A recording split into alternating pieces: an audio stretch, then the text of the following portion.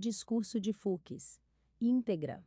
Presidente do Supremo Tribunal Federal, disse que os poderes da República são harmônicos entre si, mas não podem ficar impunes quando atentam contra instituições. O presidente do Supremo Tribunal Federal, STF, ministro Luiz Fux, disse em discurso nesta segunda-feira, 2, que os poderes da República são harmônicos entre si, mas não podem ficar impunes quando atentam contra instituições. Fux falou na sessão de abertura do segundo semestre do Judiciário. Senhoras ministras, senhores ministros, senhoras e senhores, imbuído de singular senso responsabilidade institucional, inicio mais um semestre de atividades jurisdicionais do Supremo Tribunal Federal. Este tribunal, no exercício de suas competências, não tem medido esforços para assegurar que a nossa Constituição permaneça como a certeza primeira dos brasileiros.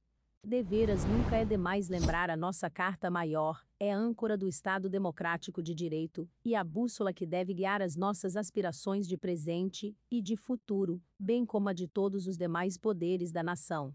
Movido por esse espírito, o Supremo Tribunal Federal, seja nos momentos de calmaria, seja nos momentos de turbulência, tem cumprido seu papel de salvaguardar a Constituição, atuando em prol da estabilidade institucional da nação, da harmonia entre os poderes e da proteção da democracia, sempre pelo povo e para o povo brasileiro. Numa sociedade democrática, momentos de crise nos convidam a fortalecer e não deslegitimar a confiança da sociedade nas instituições. Afinal, no contexto atual, após 30 anos de consolidação democrática, o povo brasileiro jamais aceitaria que qualquer crise, por mais severa, fosse solucionada mediante mecanismos fora dos limites da Constituição. Ambientes democráticos garantem aos cidadãos liberdade para pensar, inovar, empreender e se expressar. A história nos ensina. A democracia nos liberta do obscurantismo, da intolerância e da inverdade, permitindo que possamos exercer em plenitude a nossa dignidade e as nossas capacidades humanas.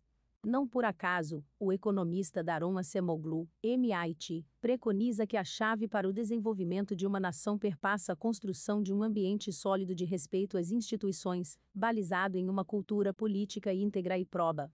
Nações que souberam construir instituições fortes, independentes e inclusivas alcançaram ciclos virtuosos de prosperidade. Trago uma advertência, porém: democracia é o exercício da liberdade com responsabilidade. Tratando-se de rigidez democrática, não há nada automático, natural ou perpétuo. Ao revés, o regime democrático necessita ser reiteradamente cultivado e reforçado, com civilidade, respeito às instituições e àqueles que se dedicam à causa pública. Ausentes essas deferências constitucionais, as democracias tendem a ruir. Por isso mesmo, a democracia, mais do que uma ideia, é uma prática constante. Mais do que um direito, é um dever compartilhado por todos os cidadãos e pelos poderes públicos. É dizer, a manutenção da democracia exige permanente vigilância, a ser executada por muitos olhos, mãos e vozes, com obediência a inafastáveis pressupostos. 1. Sociedade civil educada e consciente de seus direitos e deveres. 2. Imprensa atuante e independente. 3. Atores políticos cumpridores das regras do jogo democrático e responsivos aos diversos interesses da população. 4. Magistrados independentes, fiéis à Constituição e às leis. E 5. Instituições fortes, inclusivas e estáveis. Nesse ambiente plural de responsabilidades, cada um dos atores contribui a seu modo para a necessária proteção do Estado democrático de direito, nos limites das normas constitucionais. Os cidadãos e a imprensa questionam, criticam, erguem contundentemente seus pontos de vista, propõem novos direitos, denunciam e aplaudem, e devem ser respeitados. Os atores políticos debatem na arena pública e fazem confluir os diversos interesses de cada um dos grupos que compõem o tecido social, seja aprovando leis, seja executando políticas públicas. Os poderes em geral atuam independentes e harmônicos, sem que haja superpoderes entre aqueles instituídos pela ordem constitucional. Por sua vez, magistradas e magistrados do país reforçam a democracia diuturnamente, no âmbito de suas decisões judiciais. Quando chamados a pacificar conflitos, juízes fazem girar as engrenagens da democracia constitucional e, ao assim agirem, estimulam o respeito ao funcionamento adequado do regime político escolhido pelo povo brasileiro. Por outro lado, a sociedade não espera de magistrados o comportamento que é próprio e típico de atores políticos. O bom juiz tem como predicados a prudência de ânimos e o silêncio na língua.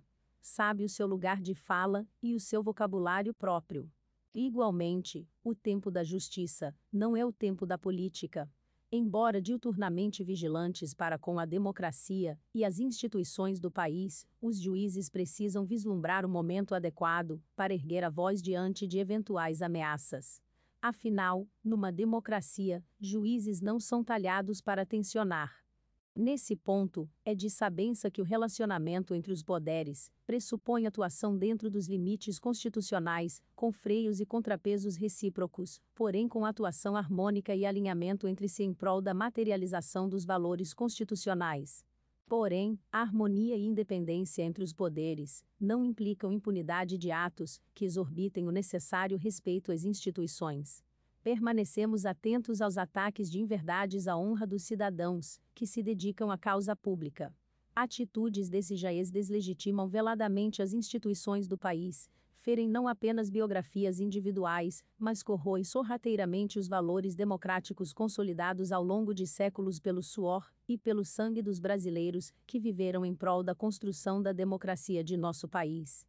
De Tiradentes a Esperança Garcia, da Princesa Isabel a Rui Barbosa, de Ossualdo Cruz a Irmã Dulce, a história brasileira é farta de exemplos que nos permitem vaticinar.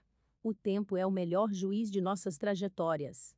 Daqui a algumas décadas, as próximas gerações, mais distanciadas das paixões que inebriam as controvérsias de nossos dias, saberão perfeitamente a quem reverenciar. As instituições sólidas republicanas e os bons propósitos, esses sim, permanecerão imorredouros. Por fim, como protagonistas de nossos tempos, não olvidemos que o maior símbolo da democracia é o diálogo. Nunca é tarde para o diálogo e para a razão. Sempre há tempo para o aprendizado mútuo, para o debate público compromissado com o desenvolvimento do país e para a cooperação entre os cidadãos bem-intencionados. Entretanto, relembro: palavras voam, ações fortificam. Diálogo eficiente pressupõe compromisso permanente com as próprias palavras. O brasileiro clama por saúde, paz, verdade e honestidade. Não deseja ver exacerbados os conflitos políticos, quer a democracia e as instituições em pleno funcionamento. Não quer polarizações exageradas, quer vacina, emprego e comida na mesa. Saibamos ouvir a voz das ruas, para assimilarmos o verdadeiro diálogo que o Brasil, nesse momento tão sensível, reclama e deseja. Nós, do Supremo Tribunal Federal, ainda quando nossas atuações tenham que ser severas, jamais abdicaremos os nossos deveres e responsabilidades.